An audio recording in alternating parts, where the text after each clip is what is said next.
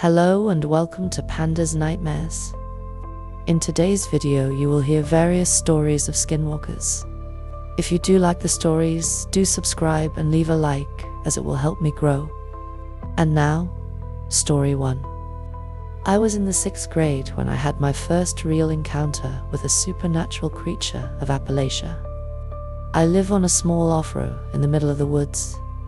Only about 13, give or take, houses are on my road, so it's quiet at night. When I was a child in Appalachia, I was taught things to avoid any supernatural confrontation, but it was bound to happen one day. Some rules that I learned were: never be out alone after dark. If you see it, no you didn't. If you hear it, no you didn't. Things along the lines of that. It was January, and I had gone over to my friend's house, who was about 3 houses away from mine, so not far. But it was winter and the sun goes down early, and I had lost track of time, and it was 6 o'clock and pitch dark outside. When we realized how dark it was already, she offered for me to just sleep over, since she knew there was a possibility of me running into a supernatural creature. But I insisted I just walked home. She then offered to walk me home so I wouldn't be alone. Again, I said no. So I went outside into the frigid, icy air and walked home. I had my phone flashlight on, so I could see a creature from far away in an emergency. I walked home as normal, looking at the beautiful icicles and snow piles everywhere, and thought, I'll be fine. I was wrong. My driveway to get down to my front door is steep, and it goes down fast, and at the end is the woods. It's woods for at least 5 miles back. I walked down slowly since there was ice everywhere, and then I heard rustling in the bushes at the bottom of the driveway in the woods. I pointing my flash down, and I saw a wolf, but it didn't look normal. Living in the northeast, I see many wolves, but this one looked demented. Wolves won't strike at you or run up to you unless you provoke them, so I thought it would all be okay.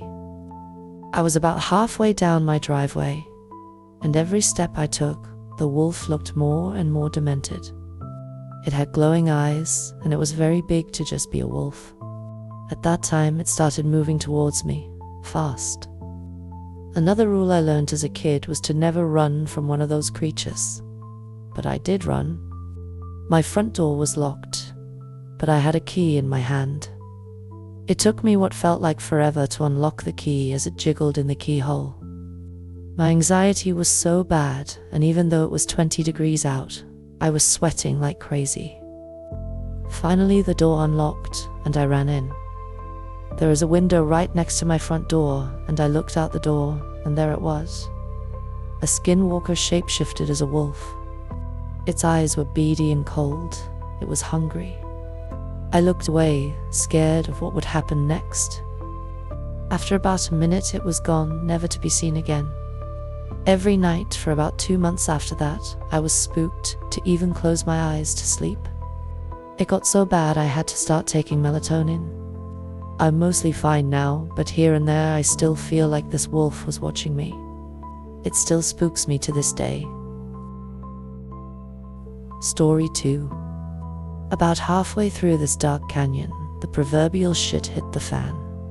Joe swore up and down that from the passenger side truck window from the outside came a series of short but firm knocks. Joe was caught in a moment of confusion, shock, and fear. He began to turn his head to look out the window when his relative yelled at him to not look and put his head down. The relative hit the gas. Then suddenly there was a dip in the bed of the truck, as if something heavy had jumped in the back with the wood.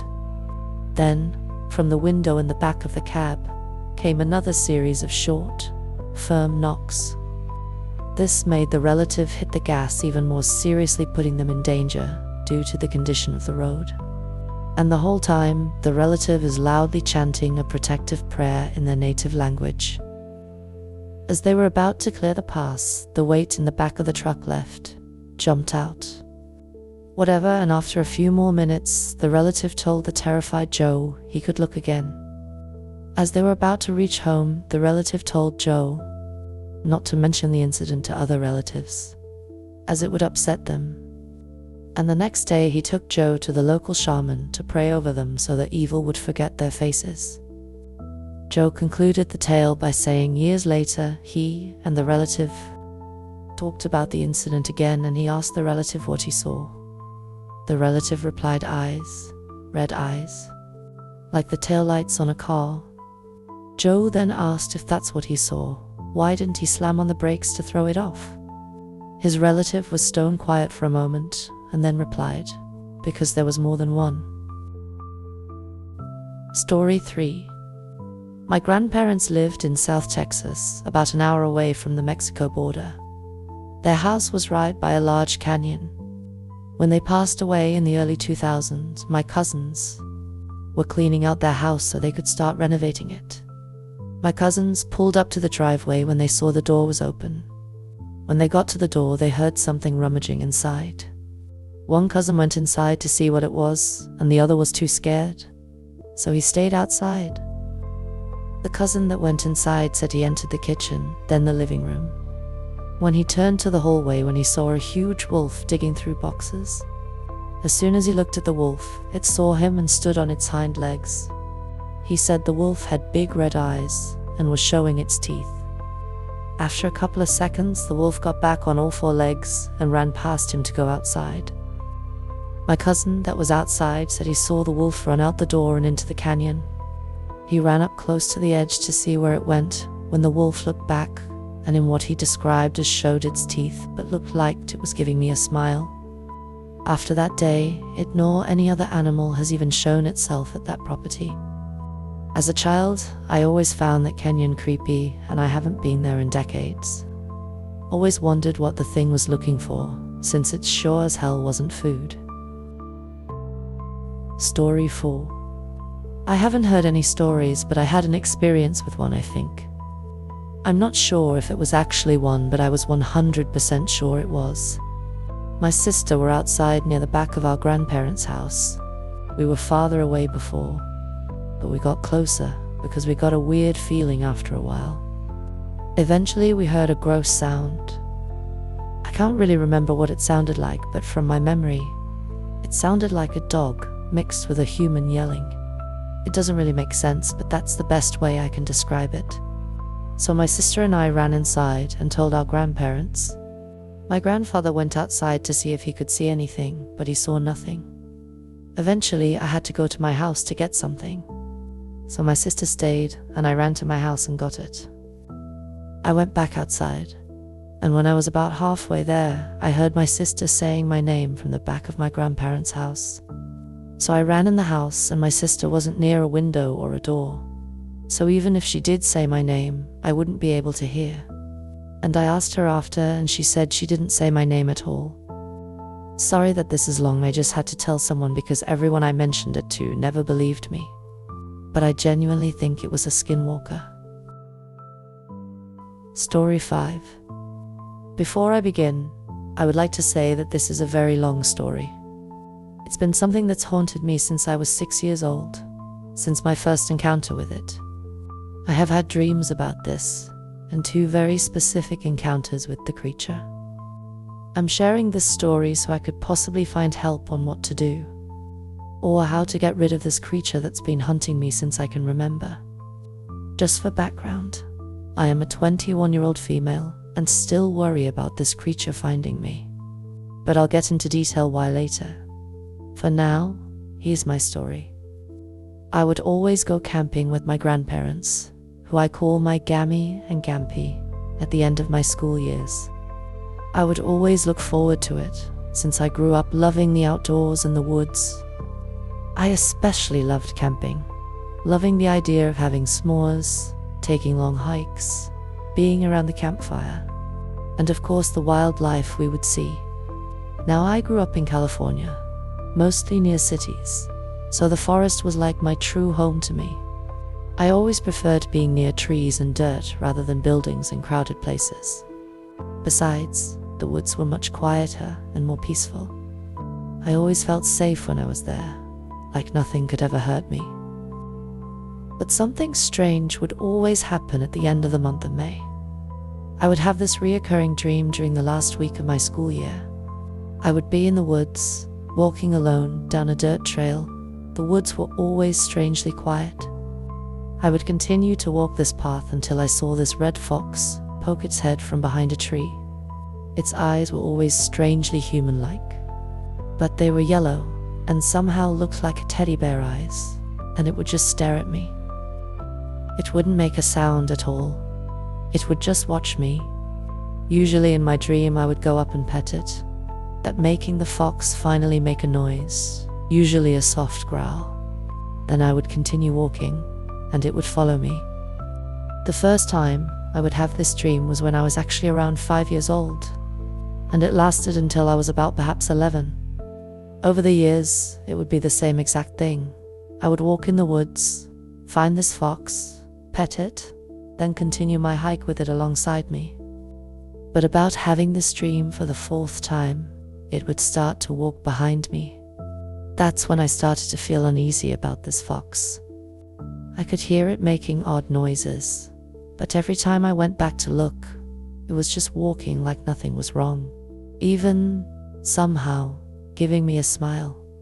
Sorry to go on about a dream, but I now believe that it was a warning of the creature. Now that the dream is out of the way, I can talk about my first true encounter. I was 6 years old and was going on a camping trip with my Gammy and Gampy for about a week. Of course, I was very excited for it, being able to barely keep myself in my school seat for the last day of kindergarten. They had picked me up right as the bell had rung and already had the camping trailer attached to my Gampy's truck. I remember he drove an old red truck that only had 3 seats, me always being in the middle. It took about 2 hours to get there, and another good hour to find our usual camping spot. It was deep into the woods and far from other people, as my Gammy wasn't too fond of being around other people while we camped. As they were setting up the camping trailer, I wandered around the campsite, loving to dig in the dirt for bugs. I had sat down on the dirt and started to dig, but I noticed how strangely quiet the woods were. It was never quiet, not even in the dead of night. I thought it was odd, but being only 6, I didn't think too hard about it. As I continued to dig for bugs, however, I thought I heard my Gammy call for me. She would usually call me Sugar Booger, that being a nickname she gave me since I was born.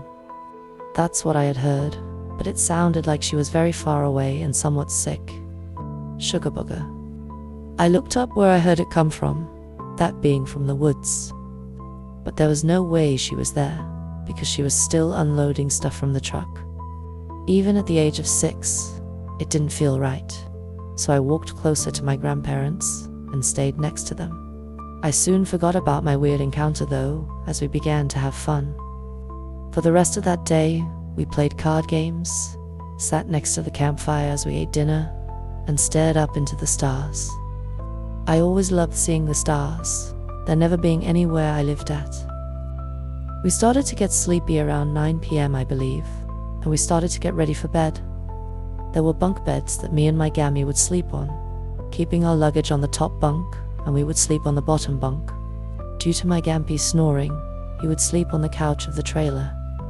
I would always sleep next to the trailer window, just in case I couldn't sleep and wanted to look outside. I fell asleep pretty quickly though. That being the last day of school and all, it was pretty exhausting. I remember waking up maybe hours later, it still being pitch black outside. It wasn't weird for me to wake up late in the night, since I always have had sleeping issues. I rolled onto my side trying to fall back asleep, until I heard, Sugar Booger. My eyes immediately shot open as I heard my nickname being spoken, but I knew it wasn't either of my grandparents. They were both asleep and never were known to sleep talk before. I started to feel this horrible feeling in my gut, like whatever I was hearing wanted to really hurt me. Even at the age of 6, I knew this wasn't normal. Then I started to hear tapping at the trailer window. It was soft, but loud enough for me to hear it. Tap, tap, tap. I just sat there, frozen in fear. I was trying to just brush it off as tree branches or rain, but I just knew that wasn't it. I could tell that it was really someone or something tapping on the window. Then I decided to be brave and look. Big mistake. I pulled the curtain away to only peek, and all I saw were these large yellow eyes. They seemed glassy, yet not entirely real. They looked like giant teddy bear eyes, but cold and unwelcoming. I remember in that moment I panicked and quickly closed the curtain back up. I then hid under the blanket, that being the only thing I knew to do when I saw a monster. I could feel tears falling down my face. I never had been so terrified in my life. I just curled up into my gammy's side and clung to her all night long, that damn tapping only getting louder and more persistent throughout the night. I don't remember falling asleep, but somehow I did. I do remember my Gampy waking me up around noon, saying how if I got up quick enough, we could still go fishing. I honestly didn't want to leave the trailer at all, terrified that whatever I saw the night before would be out there. I did eventually go outside, but I was constantly looking around, horrified that whatever saw me last night would get me. My Gammy immediately knew I was scared and pulled me into a hug when she saw me, asking what was wrong. I did tell her what I saw and heard, and surprisingly, she believed me. The next thing I knew, she was telling my Gampy that we were moving campsites. It took a bit to convince him, but he did eventually start to pack up and hook the trailer onto his truck. I was put into the truck so I could properly sleep, but I just couldn't. I kept feeling that I was being watched, thinking that every little noise was that thing I saw, that if I closed my eyes even for a second, it would get me. My Gammy wasn't too far from me when I heard it again, but this time, it was my actual name, Alia. In that moment, I had never seen my Gammy move so fast. She looked up into the bushes where we heard it, then to me. She then got in the truck with me and pulled me into a tight, protective hug. I began to cry all over again, telling her how I wanted to just go back home. That's when my Gampy got into the truck as well, and since I was sobbing so hard to the point I was coughing, he agreed we could go home. We started to head out of the campsite. Still heard that this trip had been ruined by something, but I still didn't know what. That's when something in my head told me to look back. I slowly did so, feeling an ice-cold fear wash over me as I saw something. A red fox, sitting in the middle of the campsite, sitting there with large yellow eyes. The same red fox from my dream, somehow curling its lips into an eerie smile. After that encounter, we never did go back to that campsite. We did continue to camp, but in more populated areas. I didn't tell my grandma what I saw, but she had told me to trust my gut. She knew that I was sensitive to certain entities, and that would help me if I trusted it. Now this would be the end of the story, but I'm afraid it isn't. There was one more encounter I had with the creature, and it was much more terrifying than the first time. The second encounter I had was when I was 17, many years later.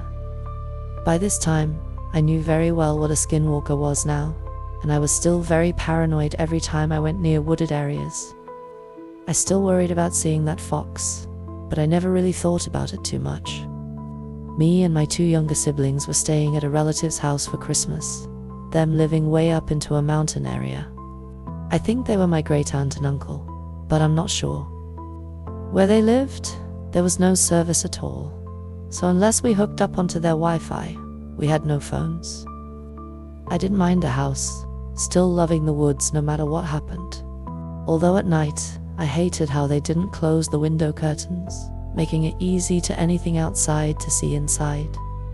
But I did feel safe while inside the house, knowing that they wouldn't let anything hurt us kids. Luckily, it didn't snow where they lived, so we could go outside and run around. They also had this beautiful black lab, being about a year old, named Pam. She was very playful and normally wouldn't listen to anyone but my uncle. Although she was easily excitable, she was a good puppy. One of the days we were there, my little sister and our aunt went out to the store for a nice girls' day. Although I'm a girl, I wanted to go hiking with my uncle and my little brother. We left pretty early since the hike we were doing was 4 hours of walking into town. It was a really chilly morning, but since we were doing so much walking, it felt great. We also decided to take Pam, it being a good way for her to get exercise and have fun. About maybe an hour into our walk, I started to slow down a bit, wanting to enjoy the beautiful forest. It was so peaceful. I could have honestly stayed there. But as we continued to walk, I started to feel something odd. I noticed how quiet the forest had suddenly become, hearing only our footsteps and my brother talking to our uncle. Pam noticed it too, her ears going straight up and growling softly. I started to pick up my pace to get next to my brother, worried that possibly a coyote or mountain lion was nearby. I knew though that they wouldn't be out at this time though. Even if they were, they didn't walk near the roads. My little brother was only 9 at that time, and being the oldest sibling, my natural instincts to protect him kicked in. My uncle noticed the silence as well, telling us to stay close to him and Pam, who was now next to me and still growling. I began to feel that horrible feeling again, that ice-cold fear I once felt when I was 6. I tried so hard to not think of the creature, but it was all I could worry about. I was scared. I felt like I was back to being that scared little 6-year-old girl again. I had to stop for a moment though, seeing my shoelace came undone. I quickly kneeled down to tie it back up, trying to hurry and just get out of there. That's when I heard it, Aaliyah. In that moment, my heart dropped into my stomach. My eyes were widened, and I could just feel myself start to shake from fear. It was right next to me. I heard it clear as day. I slowly turned my head, and there it was. That same red fox, still having those horrid yellow eyes, and that same demented smile. Only this time I saw it much more clearly. Its fur looked so matted and disgusting. The smell it had was like rotten, decaying flesh mixed with garbage. Its limbs were much too long for a normal fox, the back legs bending completely the wrong way. Those eyes were still the worst thing about it, but now they looked emptier than I had remembered. I wanted to scream, to run, to cry, but I just couldn't. I was frozen as I was, too scared to even blink. Then I heard it speak again. This time, however, it had mimicked my little brother's voice. "Found you." Before anything else could happen, Pam suddenly jumped in front of me and started to bark like mad, snapping and growling so aggressively that it scared me out of my frozen trance. When I looked back, it was gone. I used that moment to run over to my brother and uncle, who didn't see what I saw as they were too far ahead now. But I heard my uncle start to pray and sing a song under his breath, keeping my brother and myself close to him. I was just too scared to even look back, so I just kept my eyes on the ground and refused to stop walking. Pam had stopped barking, but she was still loudly growling and never left my side as we continued our hike. My little brother was a bit worried, but he just thought it was a coyote. When we finally made it into town, my uncle had called our aunt and told her to pick us up, saying something about how it wasn't safe for us to walk back. Thankfully, she did come and get us, but she was confused since we talked about that hike for days. On the car ride back, Pam never left me alone. She was right with me the entire time. She knew that thing was after me, and she protected me. I was very grateful that she was with us. Who knows what would have happened if she wasn't. When we got back to the house, I was talked to by my uncle and aunt. Once I told them what happened and what I saw, they had started to pray and check that all the locks were shut tight, my aunt putting something around the doors. I now believe it was probably ashes, but I never did find out. Unfortunately, this made our Christmas vacation cut short, as they were worried that I was not safe while still in the woods. We had to be taken home the next day, them making an excuse of how there was an emergency with a friend and that they had to help them out. I felt horrible that this Christmas was ruined, but once I did leave the woods, I truly felt safe again. Before they had to drive back home though, they told me that it wasn't my fault, and that luckily it didn't hurt me or the other kids. It did make me feel a bit better, but it still brought up a lot of questions and worries. It was still around. How? Why? What did it want with me? Does it want my skin? My soul? Was I just going to be tormented by this thing forever? I still don't have answers to these questions, and that's what really scares me. Now, I've long moved from California and now live in Kentucky. I do live in woods, but so far, that thing hasn't found me. I know that seems very stupid on my part, but life had changed a lot when I was growing up. I was given no other option to live somewhere else. My grandpa in KY was kind enough to let me live with him, so please don't call me an idiot for moving to the woods when I had no other choice. Anyways, while I am happy it hasn't found me, I'm still worried. Can it still find me? Is it still hunting me? I'm not close to anyone who knows truly on how to get rid of this thing, and that's why I'm telling my story now so I can possibly find help. So please, if there's anyone out there who does know, help me. That is all for today. If you have enjoyed this video, do you like and subscribe? I post once a week or more. You can also subscribe to my Patreon below to support me. Hope you have an absolutely amazing day, and hope you will check my other videos on screen.